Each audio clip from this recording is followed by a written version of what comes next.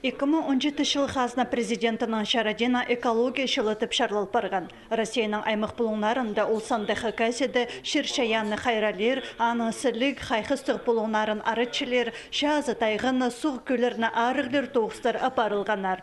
Аны салтыры еділді республикадағы драма театрында. Бұл тоғысты мұның алнында да өткен апарғабыз. Шехазны президенті экология сұрғыларын улам түзімнік бөгерге көктірібіз контені республика пазы. Ол экономиканы шаянға өріг ағылбен телет барарға бүгінші. Хакас шерінің сілен сондағы түлерге өн позының халқсыларға андық ұлы бүгін тұрша республика шүқтіғжылары алынды. Регионда алынчы хайрыл чытқан шерлер саны бөл хозыл пары бысқан. Олардан сені 380 мың гектарға шетші. Федеральный сенік заповедниктеріні пазазаказниктеріні хады алзы 900 мың гектар алынчы хайғыда тұдылшы. Пістің Хакас шері, оға сілік шер. Виктор Михайлович Кения, еңсілік шер, еңсілік природа пістің Хакасыда. Ол сыныптандық. Аныңар пістің олғанар читүл, пістің шері бісті хайралып чалар, пістің шері бісті арылып чалар.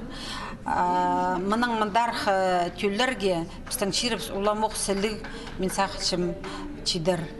Экология шылында аймық субботниктер шөрімнер ертерілген анды 350 мың азыры кізі араласқан. Олардың көстінізінің 300 мың сабылық ағыз отыртылып барған. 4 мың гектар арық нажылалған. Ол тоғысты түзімнік толдырған кізілерге ол ректорны шартқан хабаржыларға арылыстық пөшіктері шетірілген. Аны алған арсанында Хакасия телерадиокомпанияның хабаржылары Марина Канадакована, Константин Кравцов.